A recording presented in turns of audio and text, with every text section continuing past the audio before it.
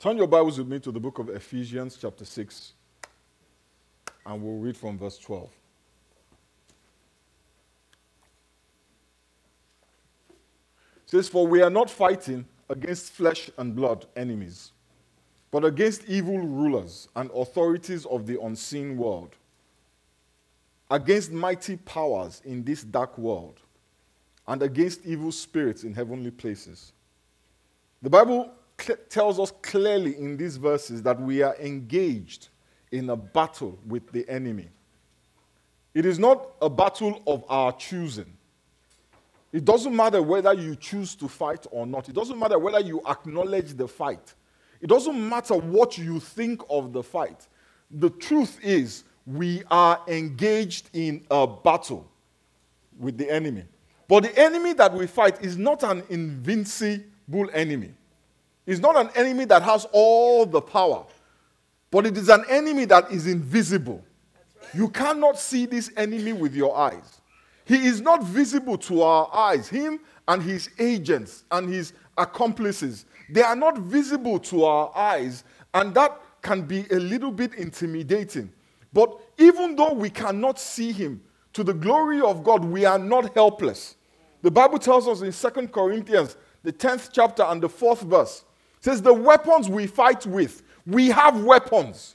Yes. Amen? God did not leave us defenseless against the onslaught of the enemy. It says the weapons we fight with are not the weapons of the world. We do not fight with guns. We do not fight with knives. We do not fight with social media acidic posts. Right. Amen?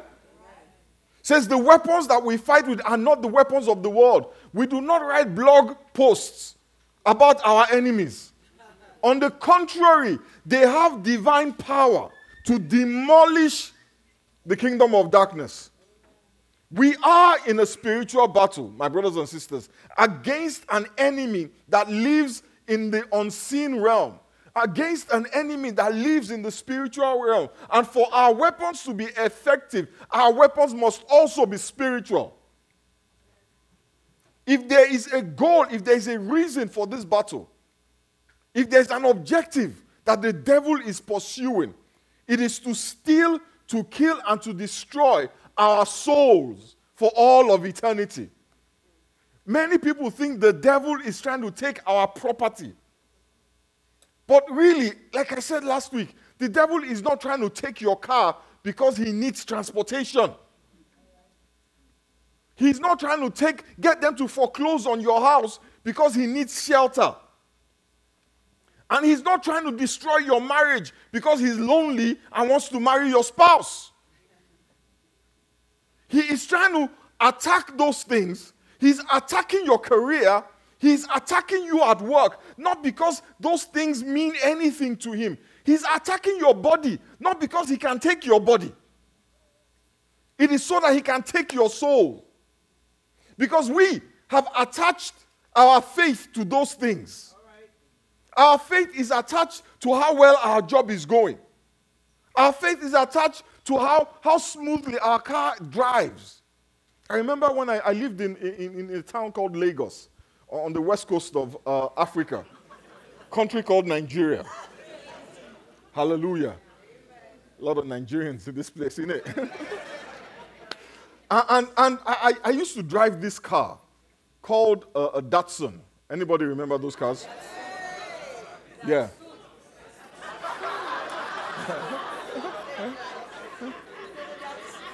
My wife called it a death trap. I drove another car called a Volvo. My wife called it a coffin. And the problem in those days was I had listened to this message, this gospel, that if God is happy with me, then everything will go smoothly. So one day I'm driving on the highway, on my way to church, and I hear a sound. And I look, and I see a wheel. Amen? Just, I'm driving, and something just goes boom. And I looked, and it was a wheel. And I felt my car dip, and I realized it was my wheel. Hallelujah. And the first thing I said is, God, why? Why are you doing this to me? Don't you love me? Didn't Jesus die for me? Are you for real? Are you there? Are you blind? Can't you see? And that's what the devil wants. Because when you attach your faith to your car, he attacks your car. And when he attacks your car, you question your faith. When you attach your faith to the success of your career, he attacks your career so that you can question your faith. And when you question your faith, you will question God. And when you question God, it's only a matter of time before you turn your back on him. And once you turn your back on him, then he comes for your life. Because then you are ready for harvesting. In every battle, there is a goal. And we need to understand that in order to be victorious. Thank God, God did not leave us defenseless. The Bible says we have a weapon. The Bible calls it the sword of the Spirit, which is the word of God.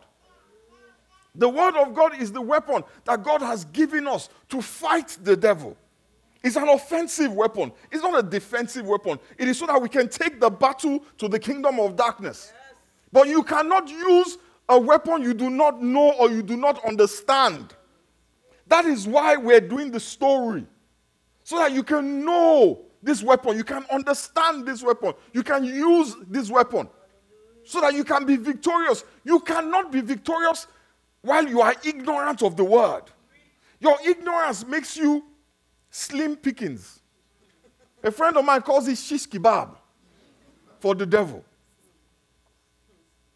The Bible says that the word of God is sharper than any katana you have seen a samurai hold. It is sharper than any long sword you've seen a Viking fight with. The Bible says that the word of God is sharper than any two-edged sword that you can possibly imagine. Turn your Bibles this morning with me to the book of Revelations. I want to show you a couple of things. Chapter 12, verse 11.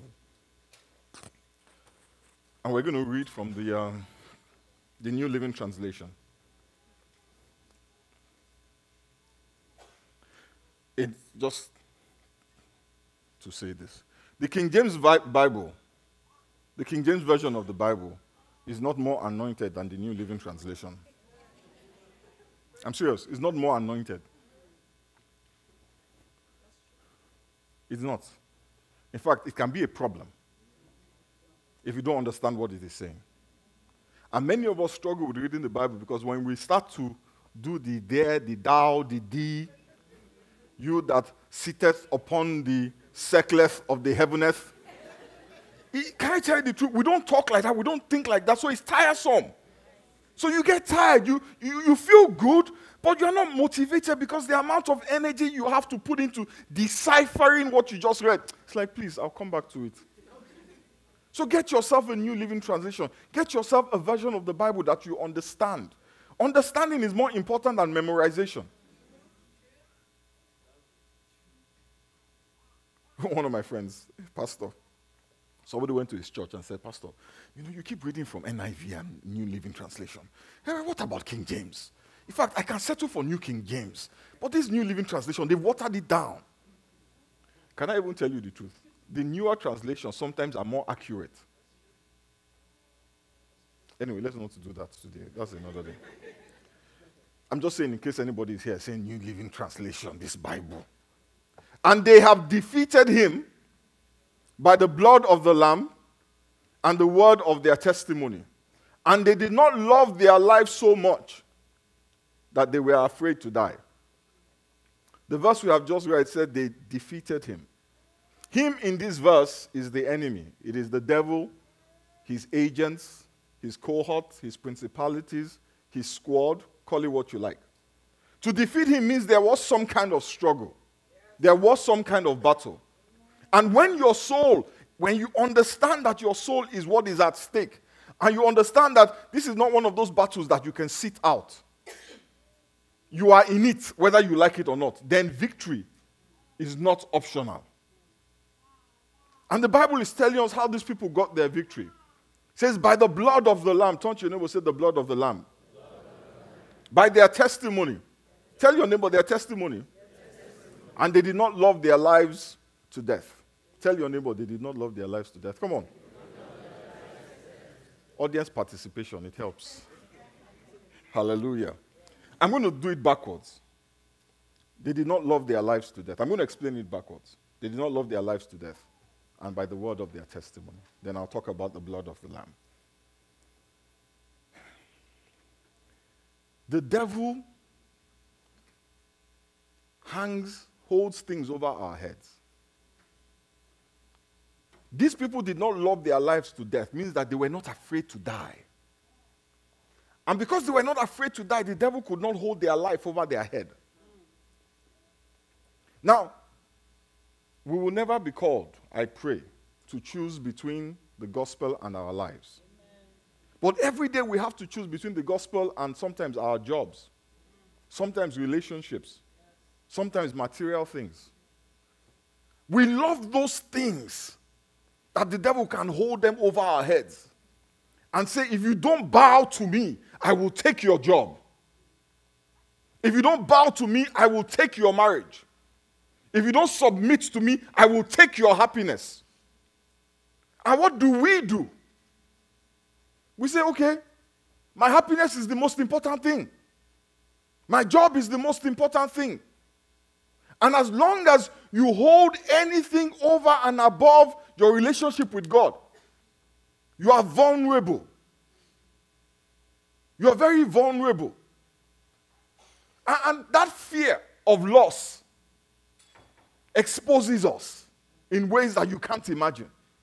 You have to get to a point where concerning your life, you are able to say, if I die, I die. Because I know where I am going. That is why the Bible says that Christians don't mourn like unbelievers. But we think about death like unbelievers.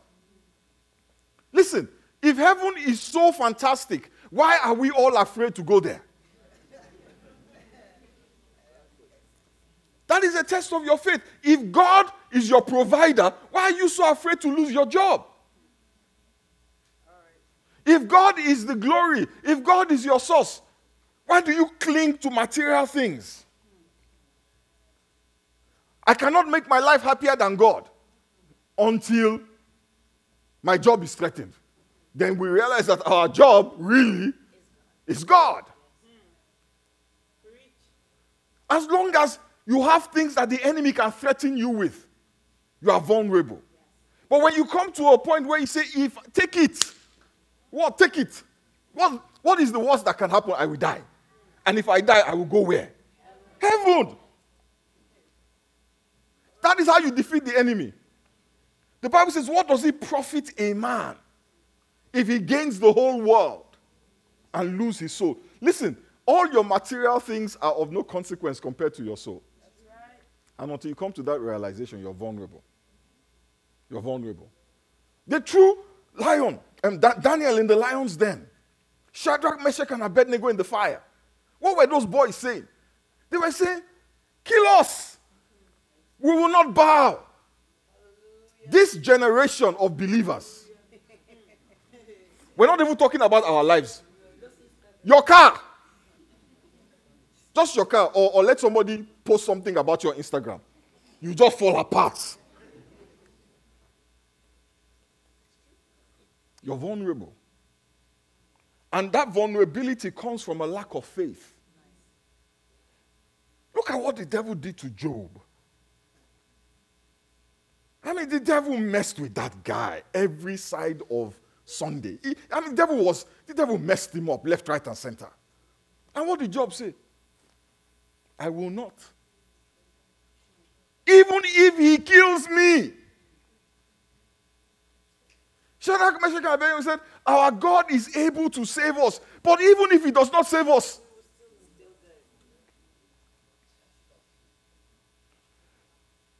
that day when I was complaining about the wheel that flew past me, the Lord said to me, so if you were in a lion's den, what would you be doing?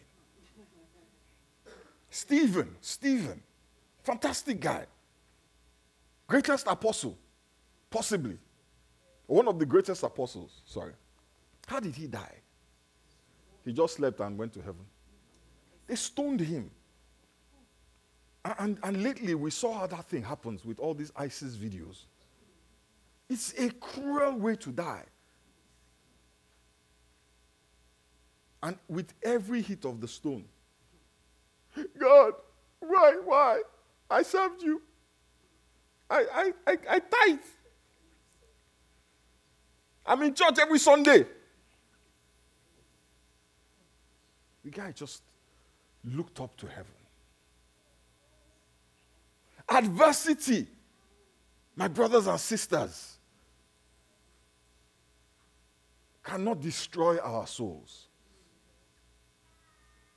It can't. But if we attach our faith to material things, adversity can destroy our faith.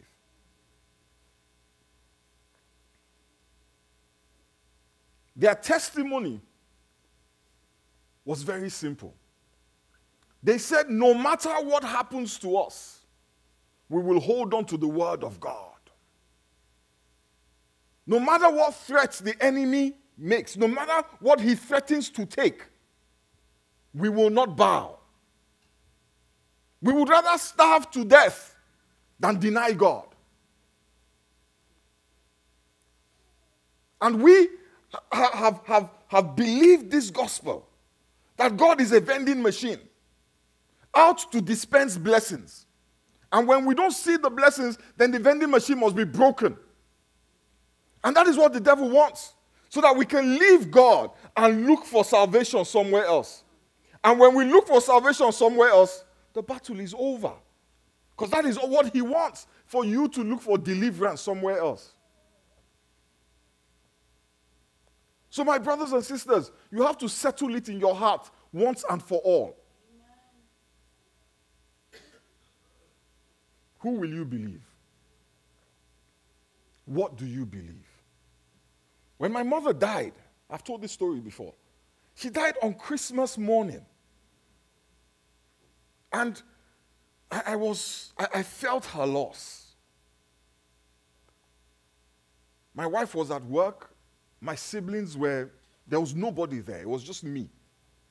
And Dio had called me, and I could hear my father crying on the phone.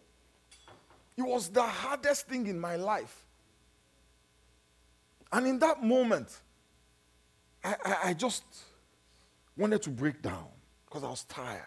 And I felt justified in breaking down. But the Lord said, do you really believe in this heaven? Do you really believe that she's in heaven? And I said, yes. Well, then get up and do your work. So I had to finish the sermon, preach the sermon, before I could even tell anybody that my mom had passed. Because in that moment, I realized, if all these things that we say is true, we will behave differently. If God is your source, then you and your boss, the relationship will change. He will stop being your God. If God is your source, your outlook will change. And guess what? The devil will stop messing with you at work. Just one small memo. You haven't even opened the memo. You've already fallen apart. That's how the devil is like that's what the devil does to someone. Let's give you, we call it body. Let's give you one. My time is almost up, but let me explain quickly how the blood of the Lamb works. The blood of Jesus does three things for a Christian who has accepted Jesus as Lord and Savior. First of all, the blood is the reason why we have been forgiven. Without the blood, there's no forgiveness. Matthew 26:28 says, "For this is my blood, which confirms the covenant between God and his people.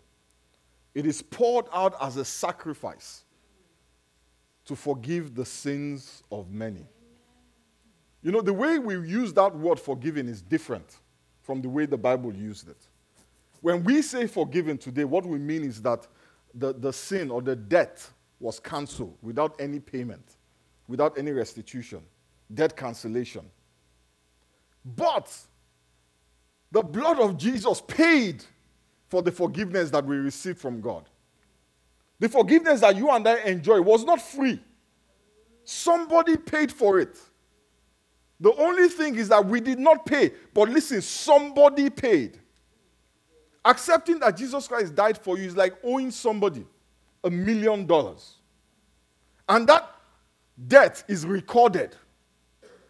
It's recorded in the accounts receivable ledgers. Yeah?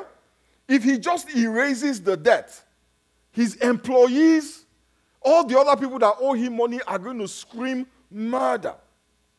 They will cry foul. They will say it is unjust. So rather than just erasing the debt, guess what he does? He goes to his own savings and takes everything that he owns and puts it in the account. And because the debt has now been paid, your debt is cancelled.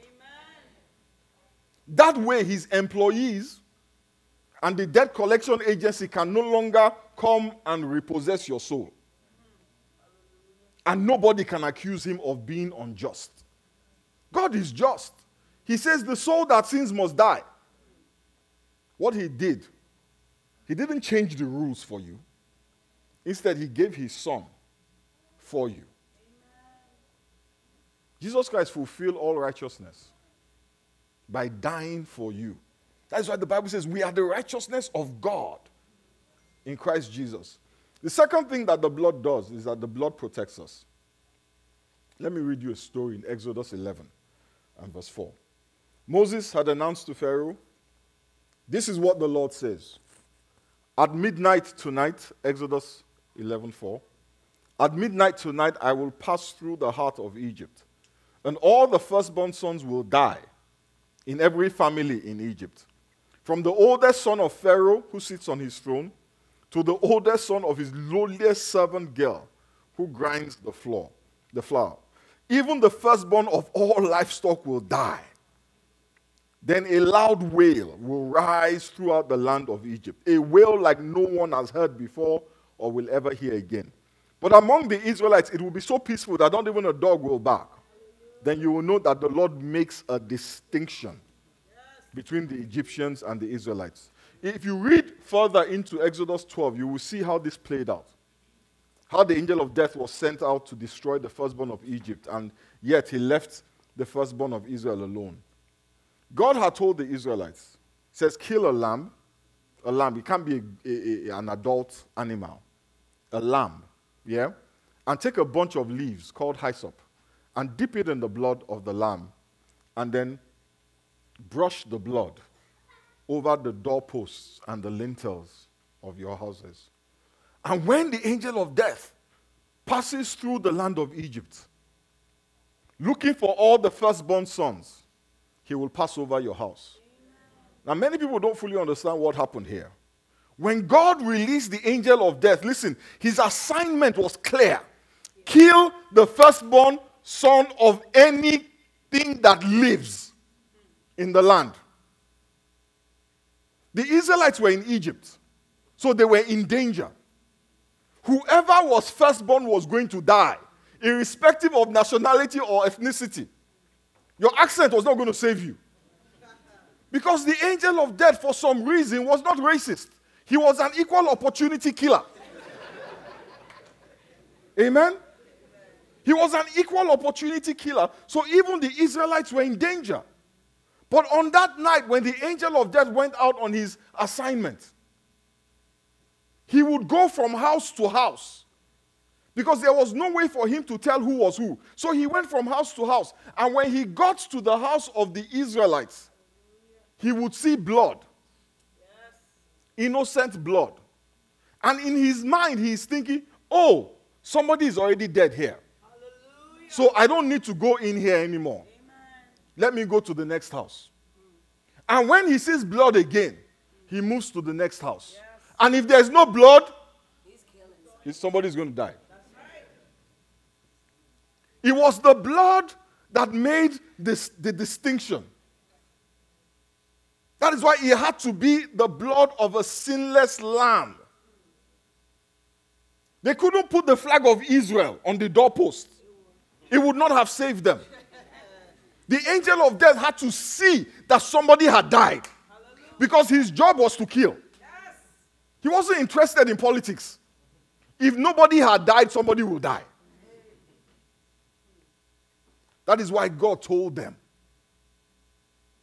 put the blood and stay indoors.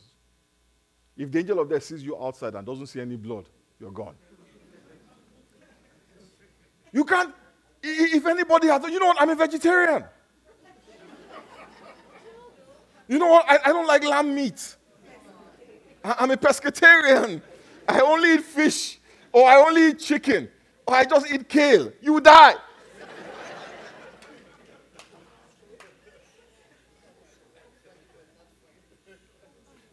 Praise God, we have access to the blood of an innocent, sinless lamb.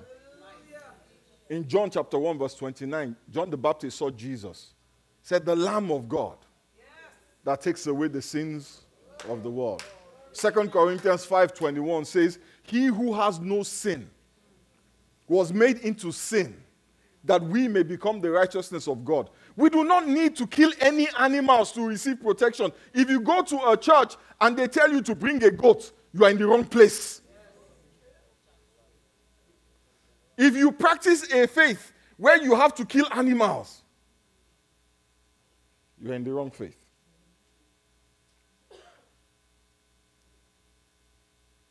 We have the blood of the Lamb. The Bible calls it the blood of sprinkling. That speaks better things than the blood of Abel. You know, people don't realize that blood speaks. People don't realize that blood speaks. When Cain killed his brother Abel, Abel's blood, the Bible says, was crying out. And what was Abel's blood crying out? Vengeance. My brother killed me, kill him. Kill him, kill him, kill him. God said the voice of Abel's blood was just in his ears. But we have a blood, the Bible says, speaks better things. So while Abel's blood was crying vengeance, the blood that is speaking on my behalf and on your behalf is crying mercy, mercy, mercy. The third thing that the blood does is that it delivers us from the attacks of the enemy. Colossians 1:13, verse 14 says, for he has rescued us from the kingdom of darkness and transferred us into the kingdom of his dear Son. He purchased our freedom and forgave our sins. Hebrews chapter 2 and verse 14 says, because God's children are human beings, made of flesh and blood, the Son also became flesh and blood. For only as a human being could he die, and only by dying could he break the power of the devil, who had the power of death. Only in this way could he set free all who had lived their lives as slaves to the fear of dying. Through his death, through the shedding of his blood, a certain group of people who had been held in bondage by the devil was released from their captivity. When Jesus died on the cross, he, through his death, defeated the devil. And then his blood became the symbol, the very thing that brought us victory. Now, when you put all these things together, you realize how powerful the blood of Jesus is. The blood of Jesus is powerful. You know, we say it like a cliche. And the reason why it has become a cliche is because we don't understand the power that is in the blood. Literally, the blood is why you are here. The blood is powerful, but not in the sense of a talisman that you wear around your neck or a mantra that you recite 3 times a day. The blood is powerful because of what it achieved and what it achieved. But you know what? We are not the only ones that realize what happened on Calvary. The devil himself understood. They understand also that the blood is the basis of their defeat. So every time the enemy confronts you, and you, the Bible says, when the enemy comes in like a flood, the Spirit of the Lord will raise up a standard against him. And what is that standard? The standard is the blood.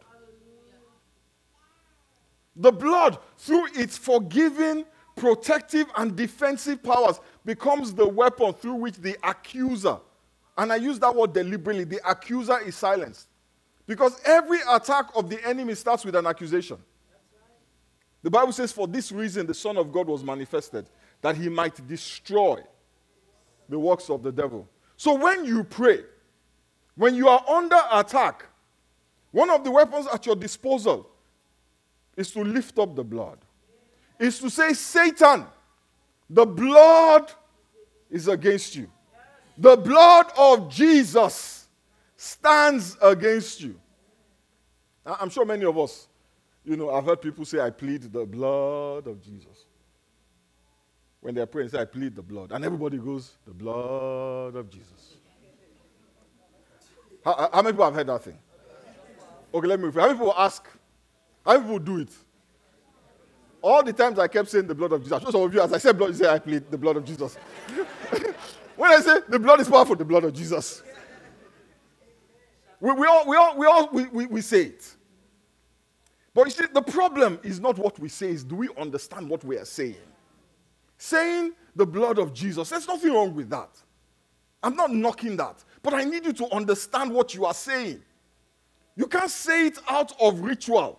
The devil will knock your head. Say, what are you saying? Say, I'm sorry. You have to say it because you understand the power that is in the blood. Imagine the battle that we're talking about is more like a court case. Yeah? How many of us have seen Law and Order? Most of us have seen Law and Order. Some of us have been in court, so we know how court works. Some of us are innocent. Never been in court. But the devil is the prosecutor. Accusing all sorts of accusations. Leveling all sorts of accusations. Who is the accused? You are the accused. You are the defendant. The devil is the prosecutor. Trying to get the judge to find you guilty. Jesus is your attorney, your advocate, making intercession, making arguments on your behalf. When the judge asks you, what do you plead? You cannot plead not guilty because you committed the crime. All the evidence says you committed the crime. They have your DNA all over the crime scene, your fingerprints all over the crime scene. The police are the eyewitness. The judge can see you on camera as you are doing it. You can't plead not guilty. And you can't plead the Fifth Amendment. Because they don't need your testimony. The evidence. But praise be to God. You can simply plead the blood of Jesus. You can simply plead the blood of Jesus. Because the blood destroys their case and declares you innocent and delivers you from judgment. The blood of Jesus is the evidence. It is the proof. It is the truth that sets you free. It is the only thing that made a distinction between the Israelites and the angel of death. That set them and the Egyptians and set them apart from the rest of the world. Yes, you can plead the blood of Jesus. But plead the blood of Jesus understanding what you are pleading. But you can only plead it if you believe. You can only plead it if you believe it, if you have accepted its covering over you. It's like a discount card that you have to activate. If you don't activate it, you can swipe it and swipe it and swipe it, no discount. That's right. And what is the activation? It is that you accept the sacrifice of Calvary. It is that you accept that Jesus Christ died for you. This morning, if you have come to that point where you have accepted that Jesus died for you, I want you to bow your head and just thank God. Thank God for the blood of Jesus. Thank God for the blood of sprinkling that even now is speaking better things on your behalf. That is speaking better things than the blood of Abel. The blood that even now, in spite of what you did on Friday night, in spite of what you did on Tuesday, the blood even now is speaking concerning you. Mercy. Mercy. The blood that is saying to God, well, yeah, he did it, but I've paid for it. I've paid the price for his sins. I've paid the price for her sins. Thank God for the blood of Jesus. And if you've never accepted Christ You've never accepted that he died for you. Now is the day, now is the time to say, Father, forgive me. Forgive me for all my sins. I accept that you died for me, that your blood was shed for me, that the sacrifice was made on my behalf. Father, I plead the blood of Jesus over the doorposts and the lintels of my life. And as the angel of death passes, Father, cause him to pass over me.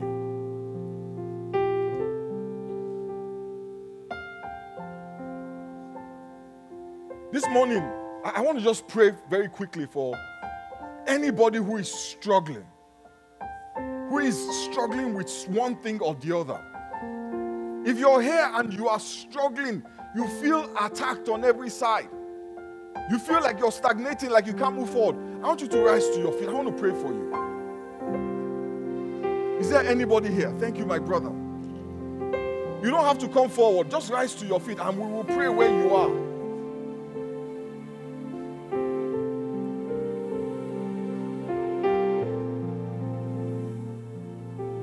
You're going through a difficulty. You're going through a challenge. Just rise to your feet. You're not standing up for any man. You're standing up to say, God, see me. Heavenly Father, we thank you for your children who stand today. Father, you see each and every one of them and you know where they are. You know what they're dealing with. Father, if their situations are the consequence of demonic attacks, Father, we say today, we plead the blood. We plead the blood of Jesus over their lives. Father, silence the enemy. The Bible says that when the enemy comes in like a flood, you will raise up a standard against them. Father, raise up the standard of the blood against the enemy in the lives of these ones. Raise up a standard against the enemy. Satan, concerning these ones, the blood is against you. The blood of Jesus is against you. Father, we loose them from everything that binds them. We thank you, Father. We bless you and we give you praise. In the mighty name of Jesus we pray. Amen. Please be seated.